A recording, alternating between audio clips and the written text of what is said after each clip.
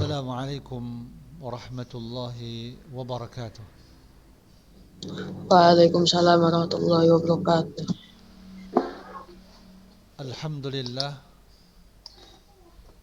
والصلاة والسلام على رسول الله وعلى آله وصحبه ومن والاه.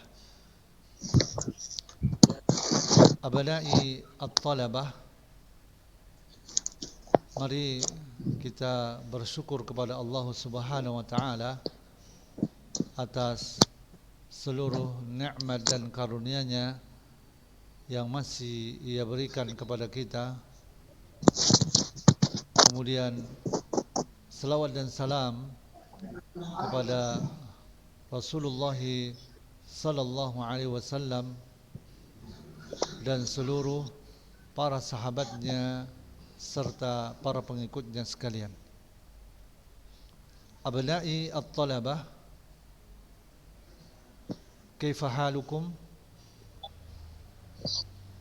Alhamdulillah bi khair. Iya, semuanya insyaallah sehat ya.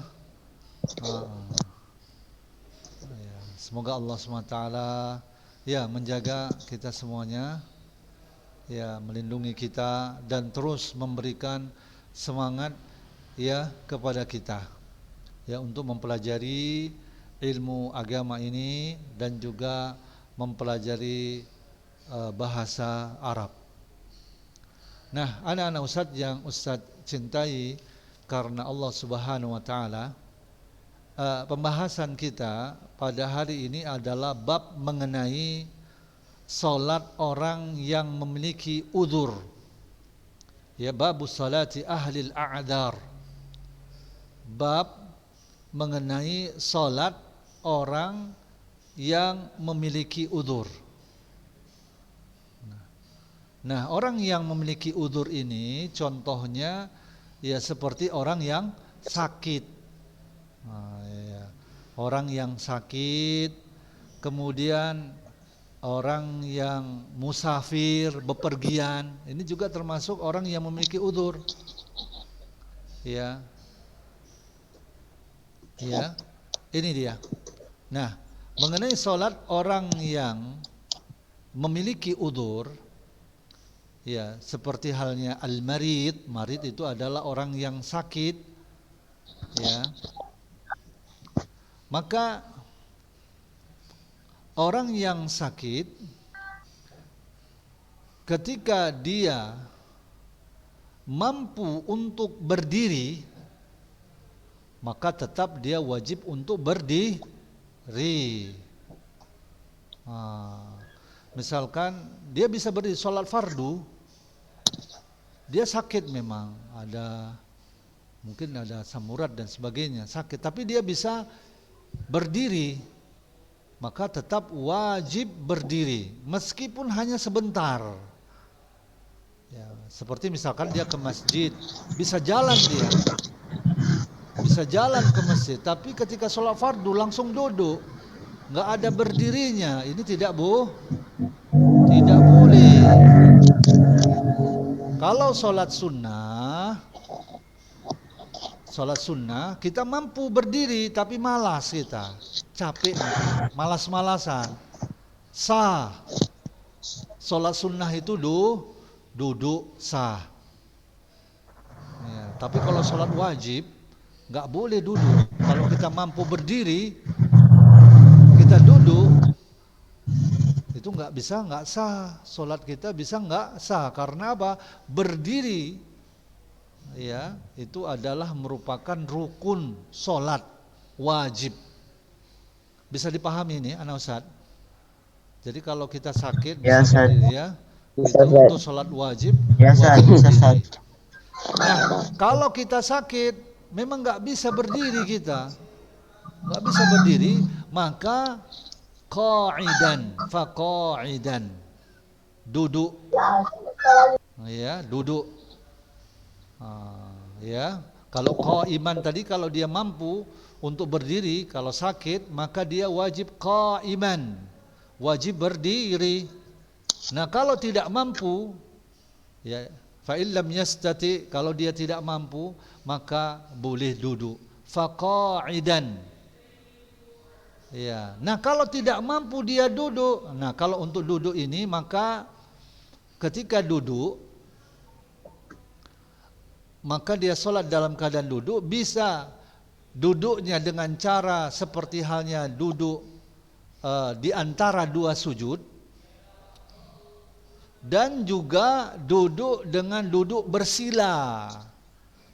Disebutkan di dalam hadis bahwasanya Nabi sakit dan dia sholat duduk dalam keadaan bersila. Tahu bersila kan? Bersila itu Tahu, ya Ustaz, biasa, tahu. Ustaz. ya duduk kita biasanya, bersila. Nah, kemudian ketika mau ruku maka kita dengan menundukkan apa? Menundukkan punggung kita, kepala kita, ruku. Kemudian i'tidal ya diangkat lagi kepalanya. Nah, kemudian sujudnya itu hendaknya lebih rendah. Lebih rendah dari apa? Dari rukuknya. Tunduknya itu lebih rendah dari ruku. Paham ini, anak Ustaz? Kita sholat duduk, nah ruku, maka kita menunduk. Nah, ketika mau sujud, nunduknya itu lebih rendah dari ruku. Paham? Paham ini anak Ustaz? Paham, Ustaz. Paham. Nah, kalau nggak bisa nunduk, nggak bisa ditundukkan. Waktu ruku nggak bisa ditundukkan. Waktu sujud nggak bisa ditundukkan. Maka baginya cukup dengan apa? Auma'a bi'ainihi. Dengan apa? Dengan apa? Kedipan matanya. Dengan isyarat matanya. Ya. Dengan isyarat mata. Nih, paham anak Ustaz ini?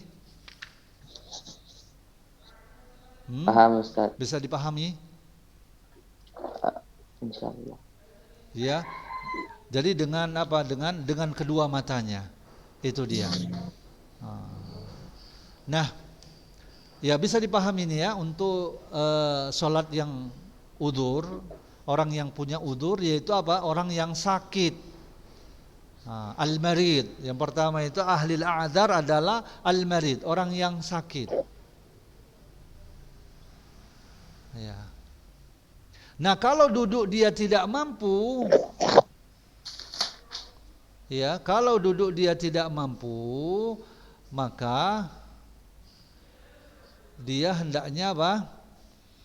Dengan mustalqiyan. Kalau nggak bisa duduk, maka dia dengan cara berbaring. Ya, dengan cara berbaring. Dengan berbaring, dengan menghadap ke kiblat. Itu dia ya, boleh dengan berbaring ketika dia tidak mampu untuk menghadap ke apa namanya, kalau tidak mampu untuk duduk, maka dengan cara berbaring. Ustaz, Nah, cara berbaring yang terbaik itu ya seperti apa? Yang terbaik adalah seperti tahu jenazah orang mati yang di kuburan. tahu Ustaz. Itu kan dia menghadap ke kiblatnya kan agak miring ya. Ya kan jenazahnya dimiringkan ke kiblat ya kan. Mana dari miring dari sebelah seperti halnya tidur ya. Tidur.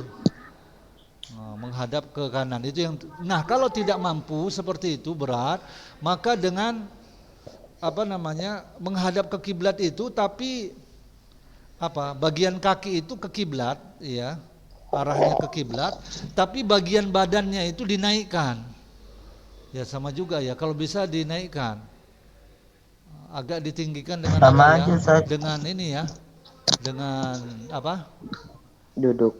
ya, kayak duduk tapi ya pakai bantal lah, dibantu dengan bantal ya kan.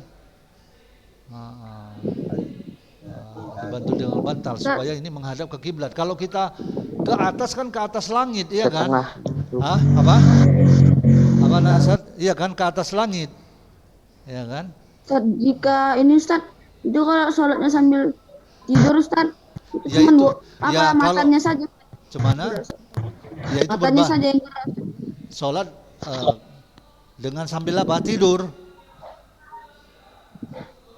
Semana?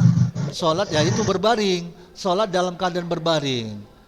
Nah Tapi Ustaz, berbaringnya itu adalah seperti halnya kayak seperti mayit jenazah yang di dalam kuburan itu dia kan tahu kan dia menghadap kiblatnya kan tahu kalian kan sebelah kanan itu ya kanan yang diarahkan ke apa ke kiblat. Nah kalau tidak mampu juga seperti itu ya berbaring dengan apa namanya kaki yang menghadap kiblat tapi memang kalau bisa bagian atasnya itu diangkat ya dengan bantal dan sebagainya supaya bagian badannya ini bisa kalau tempat tidur di rumah sakit bisa ya kan dinaikkan iya kan tapi Ustaz. kadang kita nggak punya tempat tidur yang seperti itu. Ya Ustaz. Itu agak berat ya kalau memang nggak bisa juga apa ya semampunya lah. Iya kan, semampunya. Karena tapi kalau berbaring yang terbaik itu adalah berbaring seperti mayit, ya tahu kan mayit, jenazah, orang yang mati di dalam kuburan, dia akan menghadap kiblat itu. Mereng, badannya kan mereng. Nah, mereng kan, pernah lihat kan jenazah dikuburkan di kuburan. Pernah Ustaz. Itu mereng, kan nggak menghadap ke ini dia, ke langit kan. Ada yang Iya Ustaz, enggak. Seperti itu juga ketika berbaring sholatnya. Itu dia. Nah, kemudian selanjutnya Kalau sholat sunnah boleh golek Ustadz kalau malas. duduk.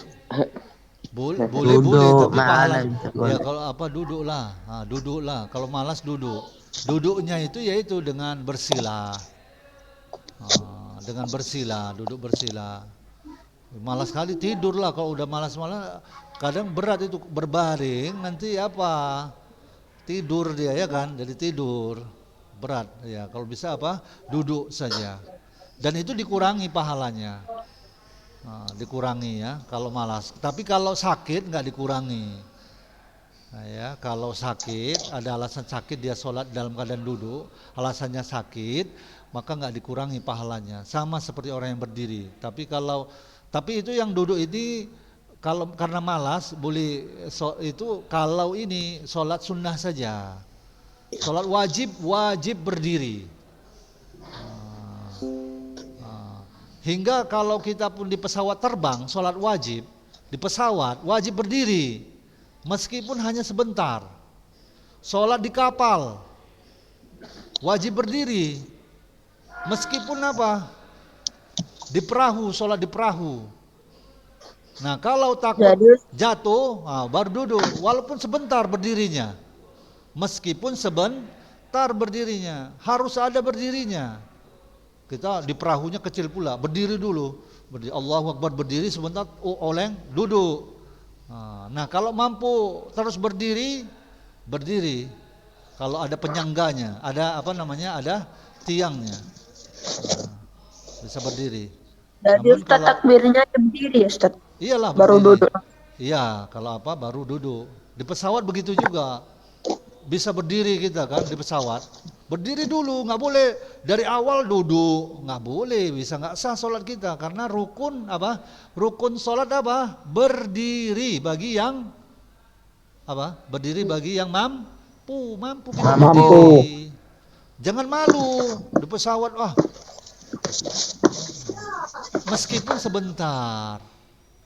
meskipun sebentar, yang penting ada apa? Ada berdirinya. Paham anak Ustadz ya? Ya Ustaz. Nggak boleh harus berdiri. Kayak satu rakaat gitu Ustaz. Ya semampunya berdiri ya sebentar ya nggak apa. Walaupun nggak sampai satu rakaat. Meskipun ya sebentar aja dia berdiri, yang penting dia harus ada berdirinya. Ya, paham kan anak Ustaz? Paham Ustaz. Meskipun hanya sebentar, harus ada berdirinya. Nah, kemudian,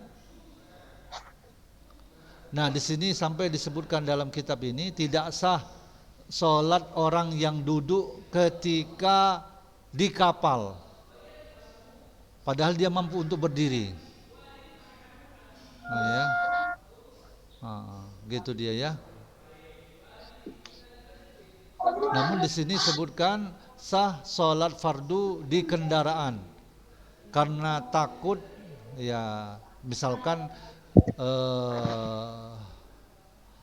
misalkan apa? Misalkan di sini naik kuda tapi banyak kali lumpur, banjir. Jadi karena apa? Meski dia sholat itu di atas kudanya, Aduh. atau di atas lembunya, di bawah itu lumpur semua. Nah, karena lumpur maka dia boleh sholatnya itu apa? Sah sholatnya itu, sholat fardunya itu di atas kendaraannya. Tapi kalau nggak ada alasan, ya, dia tetap di kendaraannya, sholat wajib di kendaraannya, di atas lembunya misalkan, sholat nggak sah ini. Harus Atas turun lembu dia itu berdiri atau duduk, dari Ustaz? lembunya itu, turun dari apa kudanya itu, nggak boleh sholat fardu itu di atas kuda, nggak boleh, harus turun dia. Nah, kecuali kalau ada hal-hal yang apa, misalkan ada lumpur, banjir dia apa dan sebagainya, nggak ada tempat. Nah, itu berbeda. Ya bisa dipahami ini anak Ustaz. Jadi sholat wajib itu wajib berdiri. Bisa Ustaz. Sholat wajib, sholat fardu wajib berdiri bagi yang mampu. Ustaz, Ya. jadi kalau misalnya sholat dalam mobil Ustaz, kan nggak bisa berdiri Ustaz. Kalau mobilnya apa? Makanya turun. Kalau Kalau- mobil pribadi nggak ada alasan, nggak boleh sholat di mobil pribadi karena bisa turun. Tapi kalau di bus, kalau di bus ini kan kadang payah kita. Supirnya suka hati aja. Zuhur lewat, asar pun mau dilewatkan sama dia, mau jalan terus dia, nggak ada berhenti. Kadang memang subuh, yang sering itu kalau kita melakukan perjalanan jauh, itu kadang subuh dia nggak mau berhenti. Nah kalau seperti ini nggak mau berhenti supirnya di masjid, ya sholat jangan nunggu ini, jangan terbit matahari, nggak boleh. Nunggu sarapannya berhenti supirnya kadang jam 8, udah habis waktu subuh. Nah itu nggak boleh, jadi sholatnya di busnya, di bus. Dan berdiri meskipun sebentar, berdiri sebentar aja, Allahu Akbar, takbiratul ihram. Nah, lalu duduk, nggak boleh duduk terus. Paham anak Ustaz? Kalau di Nggak, mobil ya, pribadi kalau- Ustaz, ya tapi nggak bisa nggak bisa keluar lah. kita Ustaz. Ya, kalau di mobil nggak bisa menghadap kiblat lah, nggak menghadap kiblat, nggak mesti menghadap kiblat karena mobil, nggak tahu kita kiblatnya mana. Ya menghadap dari arah tempat duduk kita aja yang di mobil. Nah, ya Ustaz. Iya kan? Kecuali Ustaz, kalau tapi kalau di mobil pribadi Ustaz, tapi harus nggak bisa berhenti. keluar. Kok nggak bisa Kalau nggak keluar? bisa keluar, Kok nggak bisa pula? Supir, Lagi macet gitu, supir. Ustaz. Oh kalau macet Lagi di lain. hutan belantara. Kalau macet ya udah. Kalau macet namanya macet, nggak ada tempat lagi nunggu. Makanya cari dulu tempat yang apa. Kalau memang sekiranya macet nggak bisa apa, ya udah sholat di mobil lah terpaksa. tapi kan nggak bisa berdiri Ustaz, jadi duduk Nggak aja bisa. langsung terus.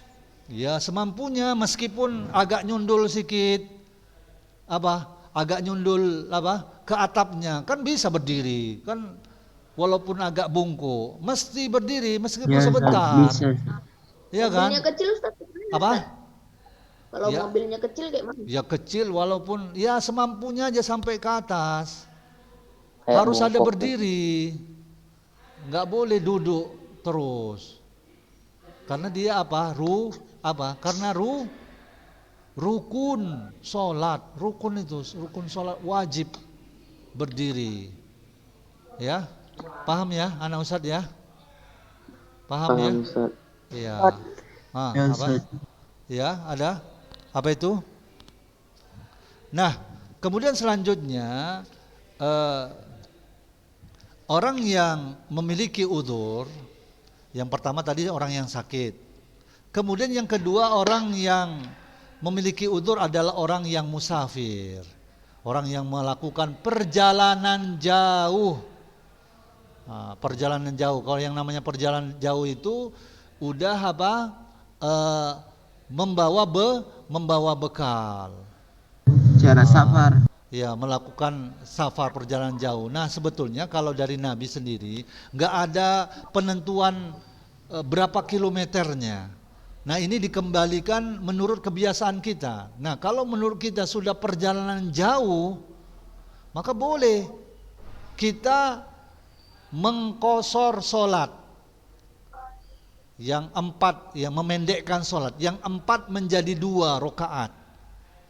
Yang 4 rakaat menjadi 2 rakaat. Seperti zuhur menjadi 2 rakaat, asar 4 rakaat menjadi 2 rakaat, isya 4 rakaat menjadi 2 rakaat. Dan ini dianjurkan untuk melaksanakannya dengan qasar. Ya, dengan memendekkannya. Kalau kita dalam keadaan melakukan perjalanan jauh, kita mengerjakannya sempurna, zuhur 4 rakaat, asar 4 rakaat, isya 4 rakaat, boleh atau tidak? Boleh atau tidak? Kita melakukan perjalanan jauh tapi sholatnya tetap sempurna. Boleh atau tidak? Boleh, tapi makruh. Hukumnya makruh. Boleh. Hah? Boleh tapi makruh. Tapi Ustaz, kalau orang yang nggak punya ilmu, Ustaz, nggak tahu dia ilmunya, Ustaz. Ya kalau nggak tahu lain lah. Namanya nggak tahu. Tapi hukumnya makruh. Kalau kita melakukan perjalanan jauh, kita sholat zuhurnya 4 rakaat juga. Asarnya 4 rakaat juga. Isyanya 4 rakaat juga. Makruh hukumnya. Ya, dianjurkan bagi kita untuk memendekkannya sampai pulang. Ya, sampai pulang. Paham ini, anak Ustaz? Paham? Ya Ustaz. Iya. Ya Ustaz, paham Ustaz. Iya. Tapi kalau kita sholat bersama imam tempatan di sana, kita melakukan perjalanan, lalu kita sholat berjamaah dengan orang tempatan. Seorang tempatannya mengerjakan 4 rakaat, zuhur misalkan, kita makmumnya, maka kita ikut imam. Nggak boleh kita imamnya 4 rakaat, kita sholatnya 2 rakaat, nggak boleh. Paham? Kita Ya, Ustaz, sholat paham, Ustaz. di perjalanan, imam tempatannya itu 4 rakaat. Kita jadi makmumnya, ya kita mengerjakannya 4 rakaat juga, jangan 2 rakaat. Kecuali kalau kita berjemaah dengan sesama musafir. Musafirnya 2 rakaat, maka kita 2 rakaat. Tapi Ustaz, kalau misalnya imamnya 2 rakaat, kita 4 rakaat, kayak mana Ustaz? Ya nggak boleh, 2 rakaat 4 rakaat. Ya itulah makruh. Hukumnya makruh bagi orang yang musafir. Ya, dia menyempurnakannya dengan apa? 4 rakaat makruh. Boleh sah, sholatnya sah, tapi makruh. Karena Nabi SAW melakukan perjalanan, nggak pernah Nabi dan para sahabat itu menyempurnakan sholatnya, nggak pernah. Mereka para sahabat itu para wali-wali Allah, kekasih-kekasih Allah, ketika mereka melakukan perjalanan jauh, mereka mengerjakan sholat fardu yang 4 rakaat itu 2 rakaat. Nah ini keringanan dari Allah, dianjurkan, keringanan dari Allah ini dianjurkan kita terima, jangan ditolak. Kalau kita menolaknya, nggak mengamalkannya, boleh sah sholat kita, tapi makruh. Pahalanya lebih besar walaupun cuma 2 rakaat. 2 rakaat pahalanya lebih besar daripada 4 rakaat. Paham? Ya Ustaz. Cuman anak Ustaz, karena mengikuti Nabi. Karena mengikuti Nabi. Iya apa anak Ustaz? Kalau imamnya yang mengkosor sholat Ustaz, kita enggak, makmumnya enggak Ustaz. Ya itulah makruh hukumnya, makruh. Boleh sah sholat dia, imamnya kosor. Kita enggak kan musafir, kita enggak, ya makruh hukumnya. Imamnya aja musafir, kita enggak Ustaz. Oh, kalau kita enggak musafir, kita mukim, ya jangan 2 rakaat juga lah, 4 rakaat kita. Jadi Imamnya kalau musafir. imamnya udah salam, kita lanjut Ustaz. Iya, nah setelah salam imamnya, kita berdiri lagi rakaat ketiga. Jangan ikuti imam. Imamnya 2 rakaat karena musafir, kita mukim di masjid kita.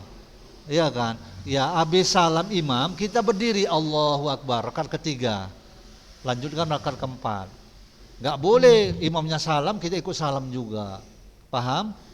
Ya Ustaz, paham Ustaz, paham. Itu dia. Ya. Nah, ini tentang qashar ya. Tentang qashar ya bisa dipahami ya anak-anak Ustadz. Jadi pokoknya perjalanan jauh lah. Enggak ada penentuannya. Kalau menurut kita sudah perjalanan jauh, meskipun hanya berapa kilometer, 40 kilometer atau 30 kilometer atau 20 kilometer, menurut kita sudah perjalanan jauh. Kita bawa bekal, ya kan? Maka Dekat ya Ustaz, dekat. 20, 30, dekat Ustaz. ya makanya ini 80 kan tuh. ya makanya menurut kita kan orang kan beda-beda perjalanannya. Nah, kalau dalam kebiasaan kita sudah pandangan kita itu sudah perjalanan jauh, ya misalkan kita ke Brastagi berapa kilometer itu? 60. 60, ya 60 kilometer. Nah, kalau ya sudah perjalanan yang jauh, menurut kita sudah perjalanan jauh, ya tidak mengapa kita mengkosornya. Ya, kita ke tebing tinggi, ya, berapa kilometer ke tebing tinggi? Ke 100-an lebih Ustaz. sampai 100 itu? Iya Ustaz. Ada, Iya Ustaz. ada 100 kilometer. Iya.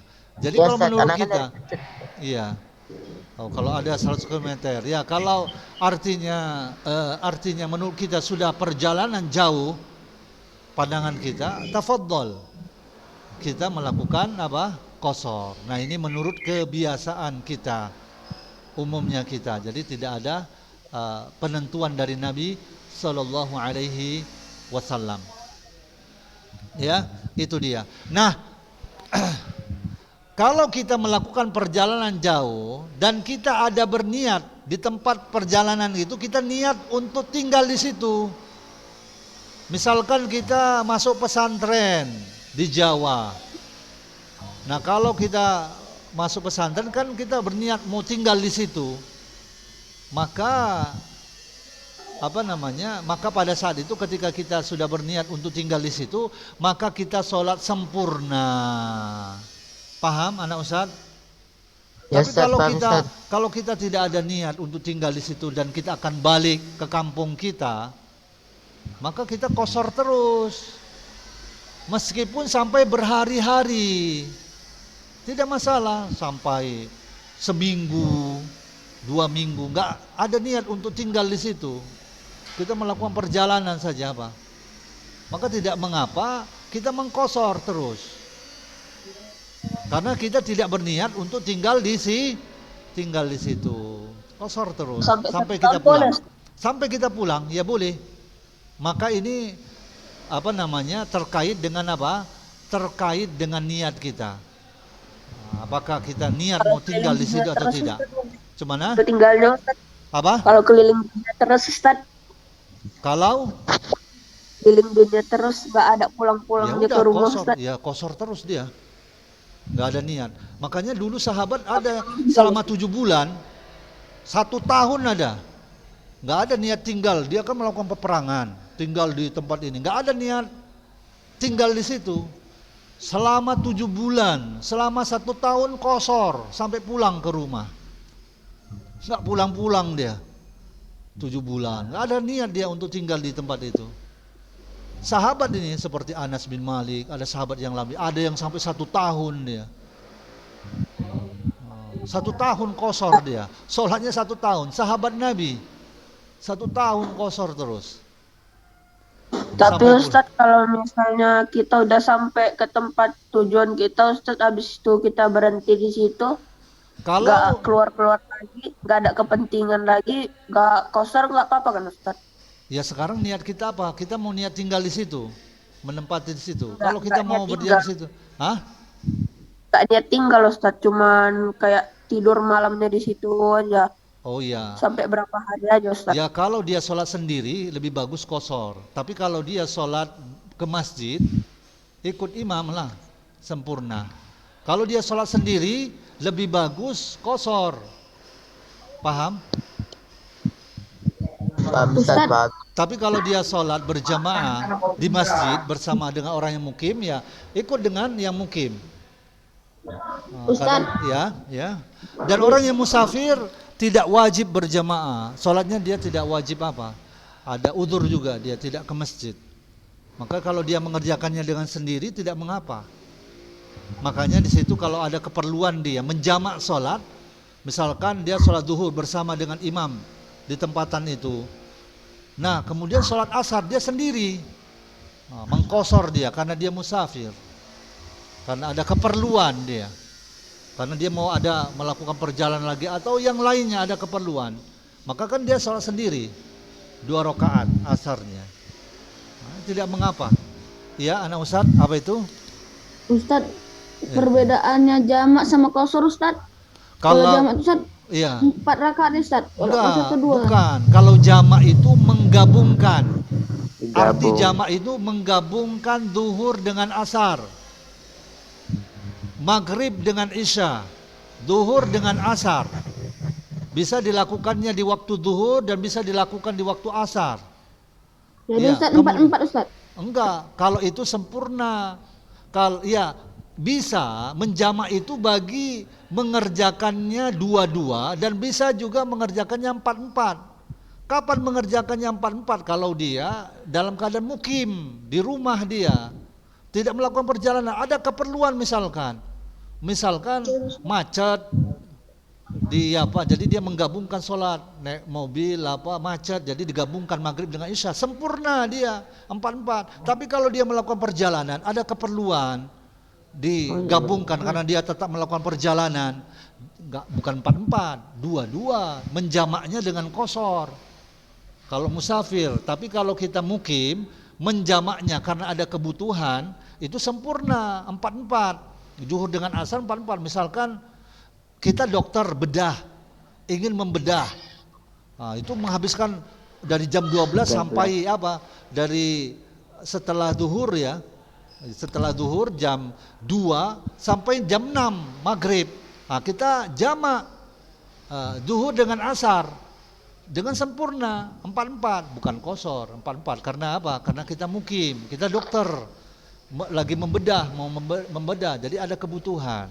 Jadi menjamak itu bisa dengan qashar, yaitu dengan 2-2 pelaksanaannya bagi orang yang musafir, dan juga bisa 4-4 bagi orang yang mukim kalau ada kebutuhan. Misalkan ada kesibukan lah, membantu orang tua ke rumah sakit, karena maghrib isya itu kan sempit waktunya. Kita mau bawa orang tua ke rumah sakit pas maghrib pula, harus cepat. Ya udah jamak aja, nanti jamak maghrib dan isya di waktu isya nanti. Maghrib dulu, mengerjakannya maghrib dulu, baru isya. Mengerjakannya di waktu isya, boleh. Atau berobat kita dengan dokter, ada kesibukan, ada kebutuhan. Misalnya boleh. Itu namanya jamak, menggabungkan 4 maghrib dengan isya, 4-4. Iya, 3-4. 3-4. Ya, ini waktunya udah habis anak Ustaz. Iya, nanti Waktunya insyaallah. udah habis Ustaz. Iya. Waktunya sudah habis, jadi Ustaz padakan sampai sini. Insyaallah nanti ke depan kita lanjutkan kembali. Ya, lebih dan kurang Ustaz mohon maaf. Wassalamualaikum warahmatullahi wabarakatuh. Waalaikumsalam warahmatullahi wabarakatuh. Wabarakatuh Ustaz. Wabarakatuh. Ya.